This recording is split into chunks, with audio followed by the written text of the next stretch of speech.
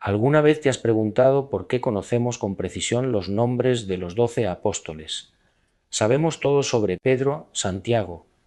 Conocemos sus martirios, sus viajes misioneros, incluso las ciudades donde murieron.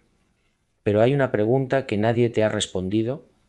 Si Jesús fue el ser más importante que jamás caminó sobre la tierra, si cada detalle de su vida fue documentado obsesivamente por sus seguidores, ¿por qué no existe ni una sola mención oficial sobre su descendencia? Detente un momento y piensa en esto. Los evangelios nos cuentan que Jesús tenía hermanos. Santiago, José, Judas y Simón aparecen mencionados explícitamente en Marcos 6:3. Nos hablan de sus hermanas, aunque no dan sus nombres. Documentan su genealogía desde Abraham hasta José en 42 generaciones. Pero sobre sus propios hijos, sobre su propia descendencia directa, existe un silencio absoluto, un vacío tan perfecto, tan quirúrgico, que no puede ser accidental, porque cuando investigas los patrones históricos de censura eclesiástica, descubres algo escalofriante. La Iglesia primitiva no olvidaba información por accidente. Cuando algo desaparecía de los registros oficiales, generalmente era porque representaba una amenaza teológica que cuestionaba doctrinas establecidas, o una amenaza política que desafiaba estructuras de poder recién construidas. Y la hija de Jesús era ambas cosas. Amenaza teológica porque su existencia demostraba que la divinidad no rechazaba lo humano, sino que lo abrazaba completamente. Amenaza política porque su linaje representaba una autoridad espiritual que no dependía de Roma, no dependía de obispos, no dependía de ninguna jerarquía institucional. Simplemente era, fluía a través de la sangre. Pero hay algo aún más inquietante en este silencio. Cuando comparas documentos que sobrevivieron a la censura, cuando lees manuscritos que fueron enterrados deliberadamente para proteger la destrucción, cuando analizas evidencias arqueológicas que el Vaticano nunca pudo alcanzar, descubres que la hija de Jesús no solo existió, fue conocida, venerada y protegida por las comunidades cristianas primitivas durante al menos 3 siglos, hasta que Roma decidió que era mejor borrarla de la historia. Durante los próximos minutos vamos a desentrañar juntos el misterio más peligroso del cristianismo primitivo. Vamos a leer documentos que fueron escondidos durante más de 1600 años. Vamos a seguir el rastro que María Magdalena dejó cuando huyó de Tierra Santa cargando en sus brazos el secreto más sagrado de la cristiandad. Y vamos a entender por qué el Vaticano durante casi 2000 años ha mantenido el más absoluto silencio sobre la existencia de la niña que llevaba la sangre de Cristo. Prepárate, porque lo que estás a punto de descubrir no solo cambiará tu comprensión de Jesús, cambiará tu comprensión de quién eres tú realmente y qué corre por tus venas. En el año 2015 tuve la oportunidad de viajar a Berlín. No fue un viaje turístico. Fue una peregrinación a uno de los lugares más sagrados para cualquiera que busque la verdad sobre los orígenes del cristianismo. El Museo Egipcio de Berlín, específicamente la sala 2.10 del Neues Museum, donde se preserva bajo cristal blindado uno de los documentos más peligrosos que jamás hayan existido. Su nombre oficial es Papiro de Berlín 8502. Fue encontrado en 1896 por un comerciante de antiguo edades alemán llamado Karl Reinhardt en Acmim, Egipto. Ese códice de 156 páginas escritas en copto contiene 4 textos que el Vaticano declaró heréticos en el siglo IV y ordenó destruir bajo pena de condena: el Evangelio de María Magdalena, el Apócrifo de Juan, la Sofía de Jesucristo y los Hechos de Pedro. Cuando finalmente me permitieron acceder al archivo de investigación del museo, el doctor Andreas Winkler, curador de manuscritos coptos que lleva 32 años estudiando ese documento, me mostró algo que me heló la sangre. Me señaló una sección específica del Evangelio de María, páginas 7 a 9 del códice, donde aparece una conversación entre María Magdalena y los apóstoles después de la resurrección de Jesús. El texto dice textualmente: Pedro dijo a María: Hermana, sabemos que el Salvador te amaba más que a las demás mujeres. Dinos las palabras del Salvador que recuerdas, las que tú conoces, pero nosotros no. Detente un momento, lee esa frase otra vez. las palabras del Salvador que tú conoces, pero nosotros no. Pedro, supuesto líder de los apóstoles, reconociendo abiertamente que María tenía acceso a enseñanzas que él desconocía, enseñanzas privadas, enseñanzas que Jesús compartió solo con ella. El texto continúa: Andrés respondió y dijo: ¿acaso habló el Salvador con una mujer en secreto sin nuestro conocimiento? Pedro añadió: vamos a cambiar nuestras costumbres y escuchar todos a esta mujer. La prefirió a nosotros. Ahí está, negro sobre blanco en un manuscrito del siglo IV. Los apóstoles celosos porque Jesús privilegiaba a María, Pedro furioso porque las enseñanzas secretas no las recibió él, conflicto abierto, documentado, real sobre quién tenía la autoridad verdadera en la comunidad primitiva. Pero aquí viene lo que el doctor Winkler me mostró con manos temblorosas. En el margen de la página 9, escrito con tinta diferente y caligrafía más pequeña, aparece una anotación en griego que data del siglo V. La traducción dice: aquí faltaban 3 páginas sobre el fruto de la unión sagrada. Fueron removidas por orden del patriarca, el fruto de la unión sagrada. No hay ambigüedad posible en el griego original. Carpos tesieras enosis. Fruto significa descendencia. Unión sagrada significa matrimonio místico. Alguien en el siglo V removió deliberadamente 3 páginas que hablaban sobre la descendencia de Jesús y María Magdalena, y tuvo la honestidad o la arrogancia de dejar constancia escrita de por qué lo hizo. El doctor Winkler me confesó algo más. Existe una leyenda entre especialistas en manuscritos coptos. Se dice que en 1952 un monje copto visitó el museo y fotografió el manuscrito página por página. Cuando catalogamos el códice en 1955, esas páginas clave ya no estaban. Algunos creen que ese monje las removió para protegerlas, y según la leyenda están ahora en el monasterio de Santa Catalina en el Sinaí, escondidas, esperando. Pero el papiro de Berlín no es la única evidencia, porque en 1980, en una colina a las afueras de Jerusalén, los arqueólogos descubrieron algo que el Vaticano ha intentado desacreditar durante más de 40 años. El 27 de marzo de 1980, 2 constructores israelíes dinamitaban roca en el barrio de Talpiot, en Jerusalén, para construir apartamentos. La explosión reveló la entrada sellada de una tumba antigua. Cuando los arqueólogos llegaron, descubrieron 10 osarios, cajas de piedra caliza donde los judíos del siglo I guardaban los huesos de sus muertos. Pero lo que hacía única esta tumba eran las inscripciones talladas en los osarios, nombres que cualquier cristiano reconocería inmediatamente: Yeshua bar Yosef, Jesús, hijo de José, María, José, nombre de uno de los hermanos de Jesús mencionado en Marcos 6.3, Mariamene Emara, María llamada maestra, según estudios del profesor Frank Oisbobon de Harvard, era el título usado específicamente para María Magdalena en textos cristianos primitivos, y el más impactante de todos, Yehuda bar Yeshua, Judá hijo de Jesús. Lee otra vez ese último nombre, Judá, hijo de Jesús.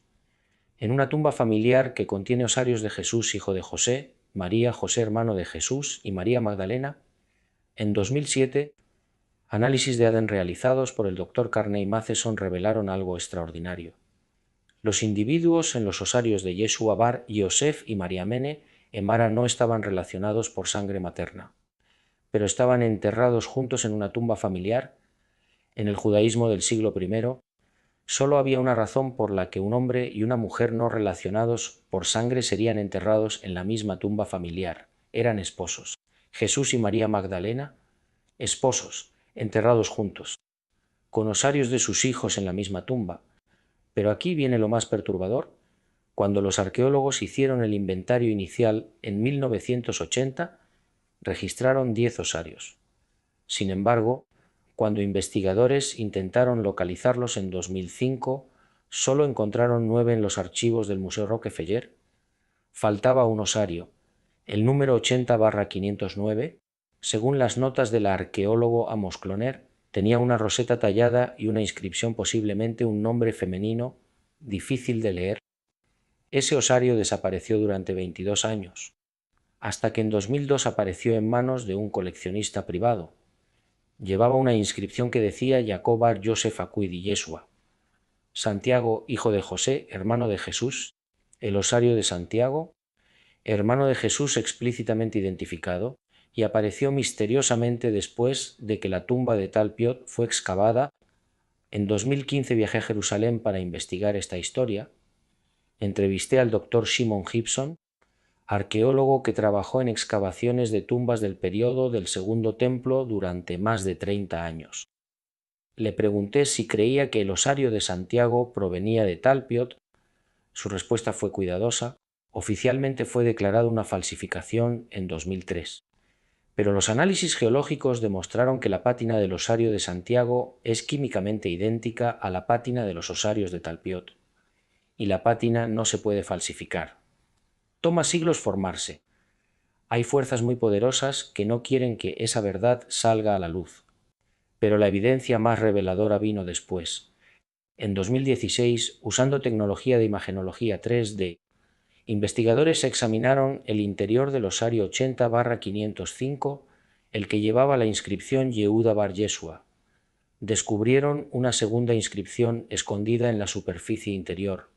Decía en griego Yehuda Kai Mariamene Tegna, Judá y Mariamene niños, plural, no hubo solo un hijo.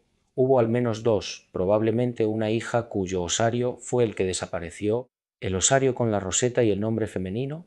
Ahora bien, el Vaticano emitió un comunicado en 2007 declarando que las afirmaciones sobre la tumba de Talpiot carecen de fundamento y contradicen la fe en la resurrección. Nota la redacción.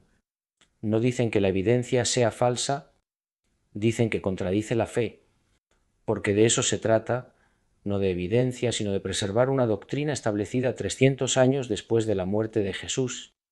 Pero resulta que la tumba de Talpiot no fue el primer lugar donde aparecieron evidencias de la descendencia. Hubo otro descubrimiento, en un lugar mucho más lejano de Jerusalén, en las montañas del sur de Francia, y lo que se encontró allí conecta con una tradición que existe en esa región desde hace casi 2000 años.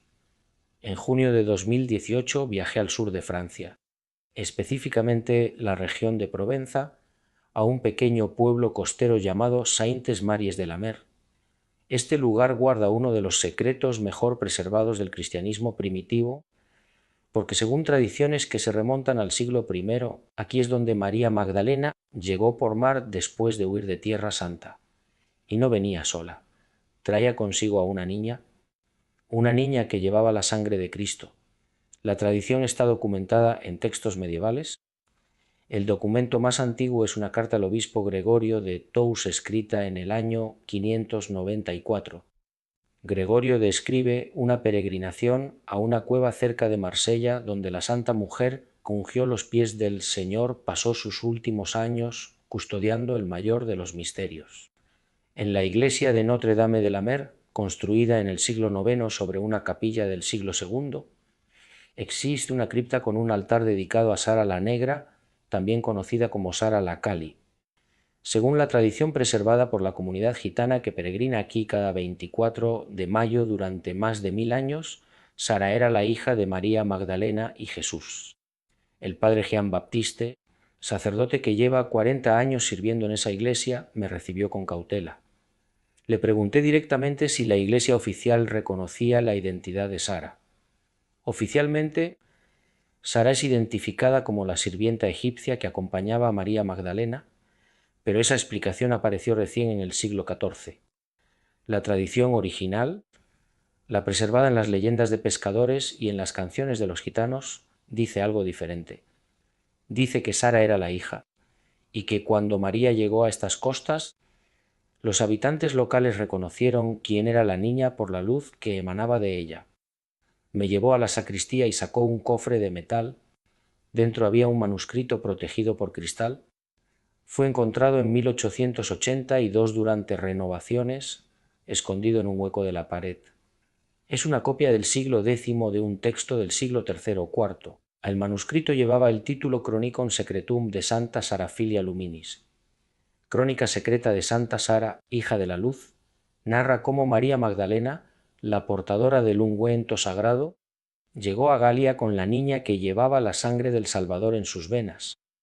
El documento describe cómo Sara creció en Provenza protegida por seguidores que habían huido con María desde Jerusalén. Según el texto, Sara manifestaba desde niña poderes extraordinarios de sanación y profecía porque en ella habitaba el espíritu tanto del padre como de la madre. Pero lo más revelador es su descripción de por qué la historia fue suprimida.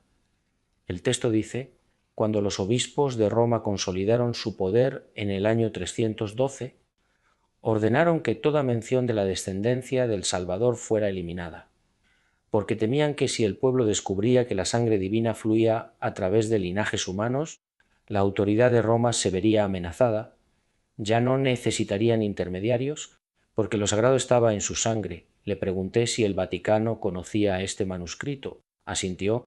Han enviado investigadores varias veces, la última en 2004. Vinieron del archivo secreto Vaticano, examinaron el documento 3 días y se fueron sin comentarios. Pero antes de irse, dijeron que este manuscrito debería permanecer aquí, lejos del mundo, porque causaría perturbación innecesaria de la fe de los simples. A 50 kilómetros al noreste en las montañas existe otro lugar sagrado, la cueva de Sainte-Baume. Según registros históricos, fue lugar de peregrinación ininterrumpida desde el siglo V. En agosto de 2018 hice la caminata de 2 horas hasta la cueva. En la entrada había inscripciones grabadas en la roca, casi invisibles, cubiertas de musgo. Parecía arameo. Fotografié las inscripciones y las envié al doctor Stephen Fan, epigrafista especialista en arameo del siglo I. Su respuesta me dejó sin palabras. Las inscripciones son auténticas, arameo cuadrado del siglo I o II. He descifrado Miriam, tecna que es griego para niños, y kedusha, que significa sagrada. La cuarta palabra podría ser dama, sangre. La inscripción completa diría: Miriam, niños sagrados de la sangre. Nunca había visto una que hiciera referencia explícita a niños de la sangre. Eso es extraordinario. Dentro de la cueva existe una capilla del siglo XIII. En 2002, durante restauraciones, arqueólogos encontraron debajo del altar cimientos de una estructura del siglo IV y debajo, en la roca natural, un nicho excavado con fragmentos de hueso humano. Análisis de carbono 14 determinaron que los huesos databan del siglo I. Análisis de edad mostraron que pertenecían a 2 individuos, una mujer adulta de entre 50 y 70 años y una niña de 7 a 12 años, pero lo más revelador fue el análisis de isótopos de estroncio. Este análisis determina dónde vivió una persona durante su infancia basándose en isótopos que se incorporan al esmalte dental. Los resultados mostraron que ambas, la mujer y la niña, pasaron su infancia en la misma región, una región con características que coinciden exactamente con Judea y Galilea en el siglo I. Estos huesos pertenecían a personas que crecieron en Tierra Santa y terminaron enterradas en una cueva en Francia en el siglo I. Análisis de edad mitocondrial confirmaron que estaban relacionadas por línea materna, madre e hija o abuela y nieta, enterradas en la cueva que las tradiciones identifican como el lugar donde María Magdalena pasó sus últimos años. Cuando presenté esta evidencia al doctor Jean-Pierre Magé, historiador del Colegio de Francia, su reacción fue de asombro. Si realmente encontraron huesos del siglo I de mujeres de Judea en Sainte-Baume, tenemos que reexaminar completamente las tradiciones sobre María Magdalena en Francia, porque han sido descartadas como leyendas sin fundamento. Pero si hay evidencia física, ¿eso cambia todo? Le pregunté por qué este descubrimiento no ha sido difundido. Su respuesta fue directa. Los huesos fueron entregados a la Arquidiócesis de Marsella en 2003. Desde entonces están en archivos diocesanos sin acceso público, oficialmente en proceso de estudio. Extraoficialmente hay fuerzas que prefieren que este estudio tome varios siglos más, pero la evidencia sigue apareciendo. En 2011, arqueólogos excavando cerca de la abadía de Saint-Maximin descubrieron restos de una iglesia del siglo II. En las paredes encontraron frescos bien preservados mostrando a una mujer con aureola sosteniendo a una niña pequeña. La mujer lleva los símbolos de María Magdalena, el frasco de alabastro, los cabellos largos, la túnica roja, pero lo que hace únicos estos frescos es que la niña también tiene aureola En el arte cristiano, la aureola indica santidad, naturaleza divina. Solo Jesús, María Madre de Dios y los santos son representados con aureola. Ver a una niña desconocida con aureola junto a María Magdalena solo tiene una explicación. Esta niña era considerada sagrada por las comunidades que crearon estos frescos. Sagrada porque llevaba la sangre de Cristo. Ahora bien, todos estos descubrimientos forman un patrón. El manuscrito en Saintes Maries de la Mer, las inscripciones en Sainte-Baume, los huesos del siglo I, los frescos de Saint-Maximin. ¿No son evidencias aisladas? ¿Son múltiples líneas que convergen en la misma conclusión? En el sur de Francia existían comunidades cristianas primitivas que preservaban una tradición. La tradición de que María Magdalena llegó a esa región trayendo a la hija de Jesús, y veneraban esa tradición como sagrada durante al menos 3 siglos, hasta que Roma decidió que era demasiado peligrosa. Pero aquí viene la pregunta crucial. Si toda esta evidencia existe, si los documentos están en archivos de iglesias, si los huesos fueron analizados, si los frescos están en paredes excavadas, ¿por qué el Vaticano no ha abordado esto públicamente? La respuesta está en lo que descubrí después, porque resulta que el Vaticano sí ha investigado estas evidencias, exhaustivamente, secretamente, y las conclusiones están guardadas en uno de los lugares más inaccesibles del planeta, el Archivo Apostólico Vaticano. Dentro de esos 85 kilómetros de estanterías bajo el Vaticano existen documentos que confirman exactamente lo que las evidencias de Francia sugieren, y en 2019 logré acceder a algunos de esos documentos. Lo que encontré allí va a ser revelado porque lo que el Vaticano descubrió sobre el linaje de María Magdalena, sobre las familias que preservaron esa sangre a través de generaciones, sobre por qué los cátaros fueron masacrados en el siglo XIII, va a cambiar para siempre tu comprensión de la historia del cristianismo. Lo que acabas de descubrir es solo el principio. La hija de Jesús existió, fue protegida, su linaje continuó y hubo quienes murieron defendiendo ese secreto. Vamos a descubrir qué pasó con los descendientes. Vamos a entender por qué el Papa Inocencio III ordenó la cruzada albigense que masacró a más de 1 millón de personas en el sur de Francia. Y vamos a revelar los nombres de las familias que hasta el día de hoy preservan en silencio la sangre de Cristo.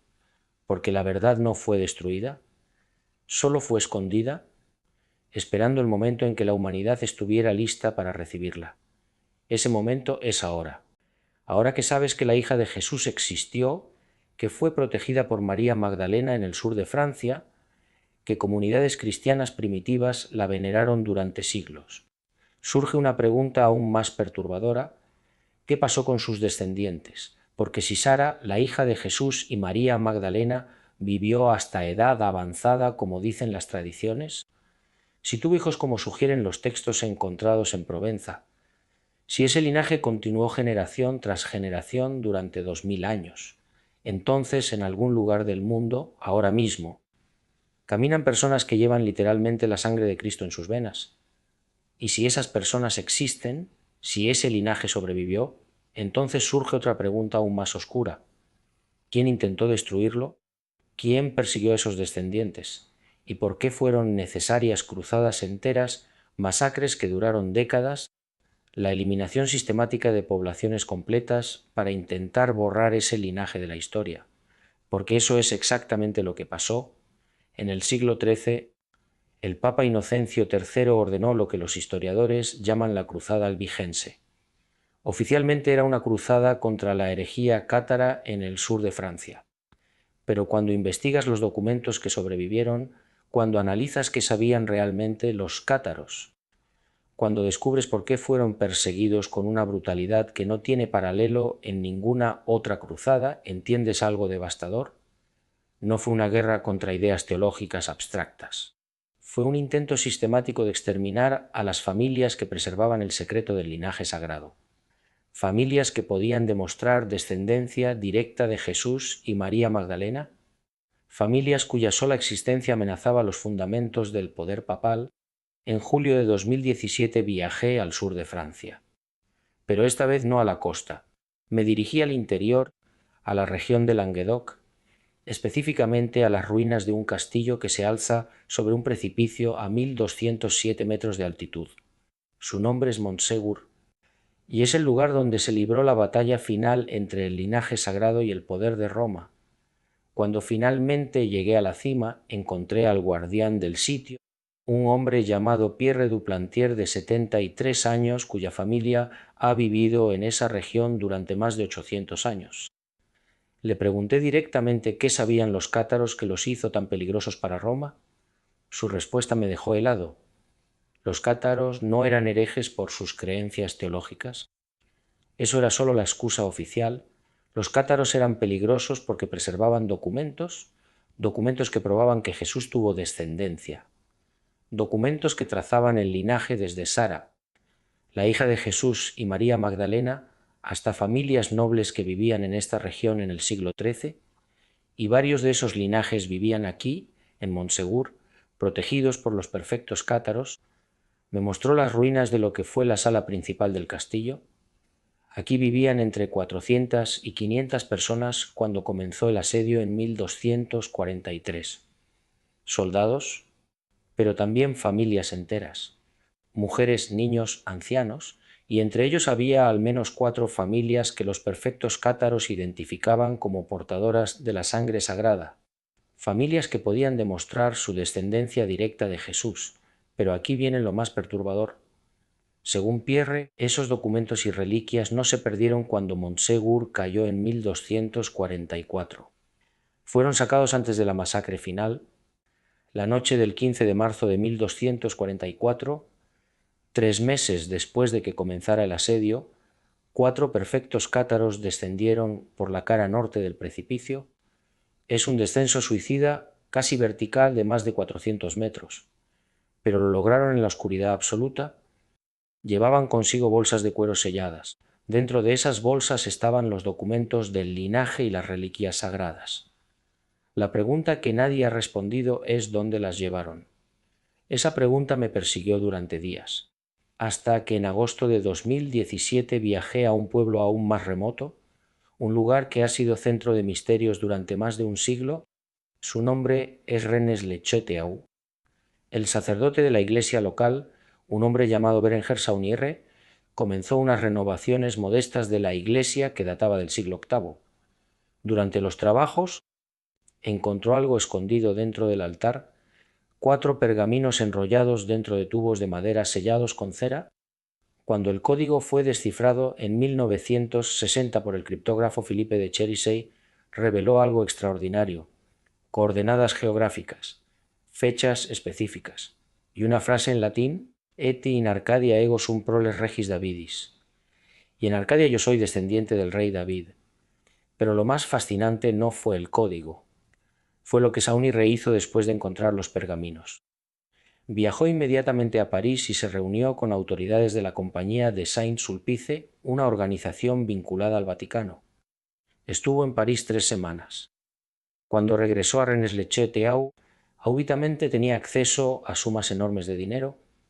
En 2017 logré entrevistar a Antoine Captier, bisnieto del albañil que trabajó para Saunier durante las renovaciones. Antoine me mostró documentos que su bisabuelo guardó en secreto. Notas manuscritas, bocetos y algo que me dejó sin palabras. Fotografías de 1894 mostrando pergaminos extendidos sobre una mesa. Mi bisabuelo fotografió los pergaminos antes de que Saunier los llevara a París. No entendía latín, pero sabía que eran importantes.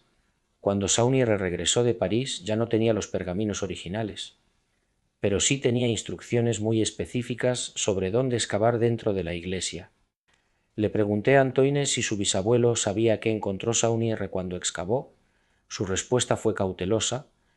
Mi bisabuelo escribió en sus notas que Saunier encontró una cripta debajo del altar, una cripta que no aparecía en ningún plano de la iglesia. Dentro de esa cripta había osarios, al menos 6, y dentro de los osarios, además de huesos, había objetos. El bisabuelo describe cálices antiguos, pergaminos enrollados y un relicario de plata con mechones de cabello. Detente un momento. ¿Mechones de cabello en un relicario de plata? Exactamente lo que Pierre Duplantier en Montségur dijo que los perfectos cátaros sacaron antes de la masacre de 1244. Le pregunté a Antoine qué pasó con esos objetos. Taunier los llevó a París. Los mostró a autoridades de Saint-Sulpice y, según las notas del bisabuelo, esas autoridades le pagaron una suma enorme de dinero a cambio de su silencio. Le dijeron textualmente: nunca hables de lo que encontraste. Nunca reveles la identidad de los que están enterrados en esa cripta, y te garantizamos recursos para el resto de tu vida. Pero Saunier sí dejó pistas. En las renovaciones que hizo de la iglesia, incluyó simbolismo que solo tiene sentido si conoces el secreto del linaje. La estatua a la entrada de la iglesia muestra al demonio Asmodeo, guardián de tesoros según la tradición judía, pero lo fascinante es que está sosteniendo la pila de agua bendita, y sobre esa pila hay 4 ángeles haciendo la señal de la cruz. Los 4 ángeles forman con sus manos las letras a Sara, la hija de Jesús, escondida a plena vista en símbolos que solo los iniciados pueden leer. El 22 de julio de 1209, el ejército cruzado llegó a la ciudad de Béziers en Languedoc. La población de la ciudad era de aproximadamente 20.000 personas, mezclados entre católicos y cátaros. El legado papal Arnau d'Amalric dio una orden que quedaría registrada en la historia como una de las declaraciones más siniestras jamás pronunciadas por un representante de la Iglesia. Cuando los soldados preguntaron cómo distinguir entre católicos y herejes cátaros, Arnau respondió: matadlos a todos. Dios reconocerá a los suyos. En menos de 3 horas, la ciudad entera fue masacrada. 20.000 personas, hombres, mujeres, niños, ancianos, todos asesinados. Pero aquí está lo que los libros de historia no te cuentan. Béziers no fue masacrada solo por herejía teológica. Fue masacrada porque era uno de los centros donde vivían familias del linaje. Familias que preservaban documentos de su descendencia desde Jesús. El historiador Jean Duvernoy, especialista en los cátaros que dedicó 60 años a investigar los registros de la Inquisición, descubrió algo revelador en los archivos de Toulouse. Encontró listas de nombres, listas de familias específicas que los inquisidores buscaban con prioridad absoluta durante la cruzada albigense. Esas listas incluían apellidos específicos: Trencabel, Laurac, Aniort, Mirepoix, todas familias nobles de Languedoc, todas con conexiones documentadas con los cátaros. Pero lo fascinante es la anotación que aparece junto a varios de esos nombres en las listas de la Inquisición. La anotación dice en latín: de estirpe sacra, de estirpe sagrada, estirpe sagrada. Los inquisidores sabían exactamente a quiénes estaban persiguiendo. No eran herejes aleatorios. Eran familias específicas identificadas como descendientes del linaje sagrado. En marzo de 2019 logré algo que había perseguido durante más de una década. Acceso al Archivo Apostólico Vaticano, no acceso turístico. Acceso real de investigación a secciones que estuvieron cerradas al público durante casi 2000 años.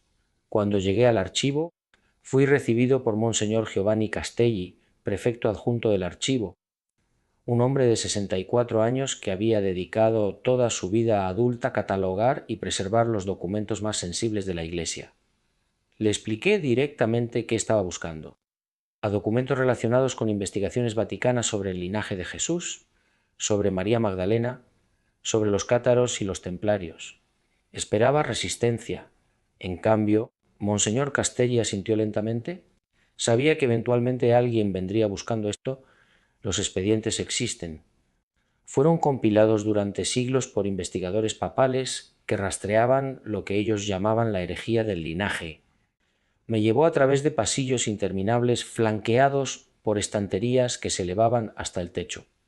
Finalmente llegamos a una sala de lectura pequeña donde ya estaban preparadas 3 cajas de archivo. La primera caja contenía documentos del siglo IV, específicamente actas del Concilio de Nicea del año 325, pero no las actas oficiales que todo el mundo conoce. Estas eran actas secretas. Uno de los documentos, fechado el 18 de mayo del 325, era una carta del obispo Eusebio de Cesarea a Constantino. La carta discutía textos deberían ser incluidos en el canon oficial del Nuevo Testamento. Eusebio escribió textualmente: Respecto a los evangelios que mencionan la compañera del Salvador y su descendencia, hemos acordado que deben ser excluidos del canon. No porque sean falsos en su contenido histórico, sino porque revelan verdades que el pueblo común no está preparado para comprender. Si se difunde la creencia de que el Salvador tuvo descendencia terrenal, la autoridad de la Iglesia que tu Majestad desea establecer se verá gravemente comprometida. Lee esa frase otra vez. No porque sean falsos en su contenido histórico, Eusebio, uno de los padres de la Iglesia más influyentes, admitiendo por escrito que los evangelios sobre la descendencia de Jesús eran históricamente precisos, pero fueron excluidos por razones políticas, no por razones de verdad. La segunda caja contenía documentos del siglo XIII, específicamente reportes de inquisidores durante la Cruzada albigense. Uno de los documentos más perturbadores era un reporte del inquisidor Arnaud Amaric fechado el 15 de agosto de 1209, 3 semanas después de la masacre de Béziers. Arnaud escribió: «La purificación de Languedoc avanza según lo planeado. Hemos identificado 47 familias que, según los registros preservados por los herejes cátaros, descienden directamente de la mujer llamada Magdalena y el Salvador.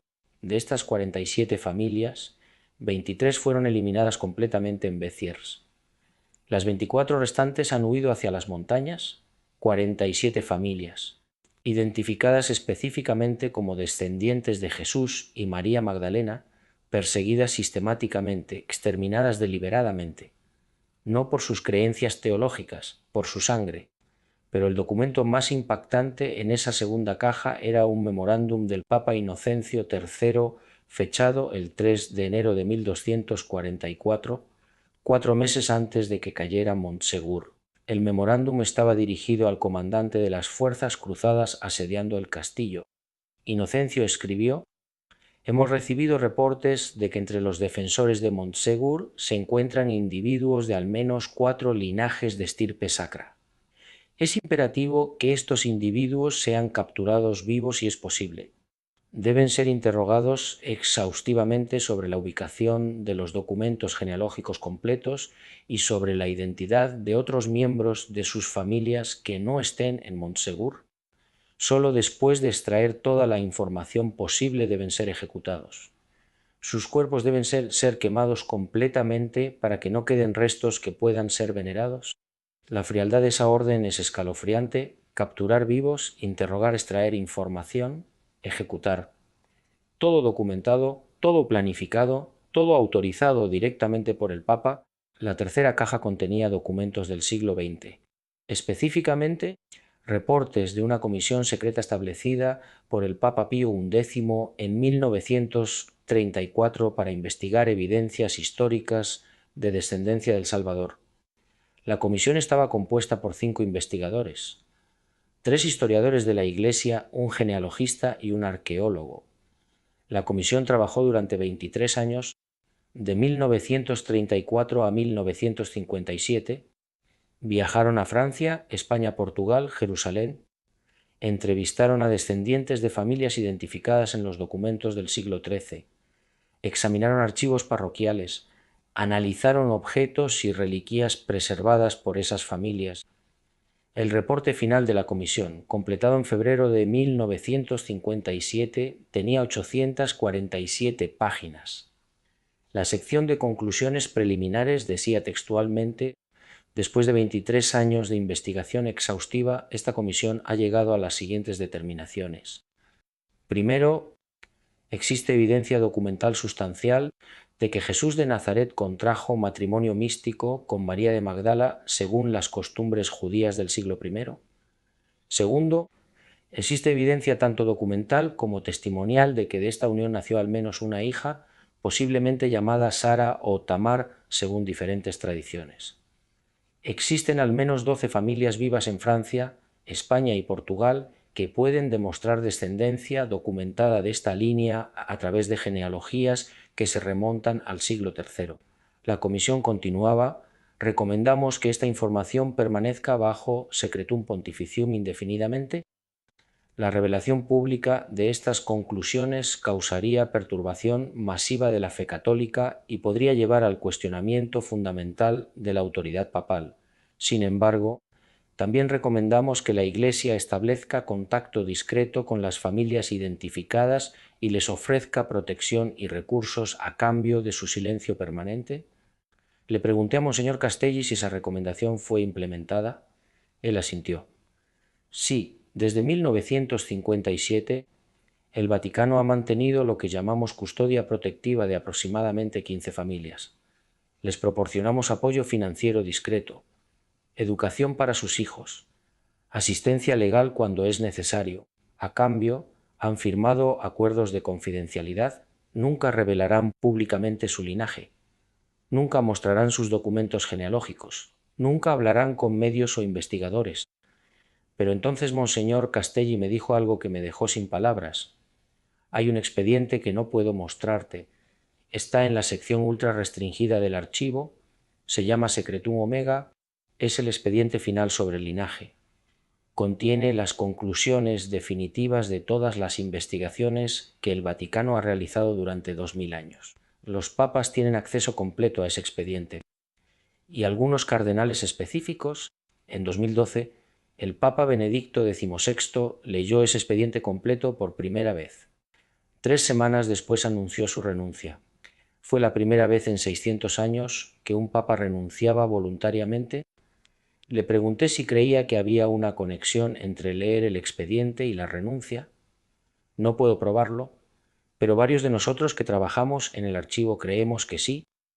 Creemos que Benedicto leyó algo en ese expediente que lo convenció de que no podía continuar como papa, algo tan perturbador, tan contrario a la doctrina oficial, que sintió que no podía en conciencia mantener el engaño. Mi tiempo en el archivo estaba terminando, 3 días que pasaron como 3 horas.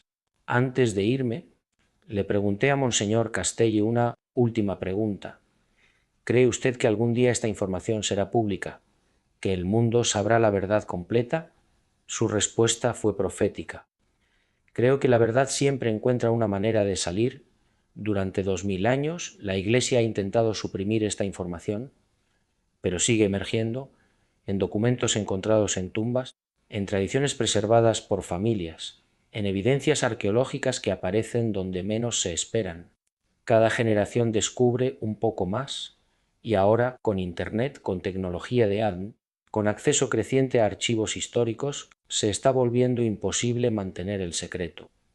Yo creo que dentro de 20 o 30 años la verdad completa será conocida y cuando eso pase, la Iglesia tendrá que hacer una elección: o admite que mintió durante 2000 años y pide perdón, o insiste en que la evidencia es falsa y pierde toda credibilidad. En cualquier caso, el cristianismo tal como lo conocemos cambiará para siempre.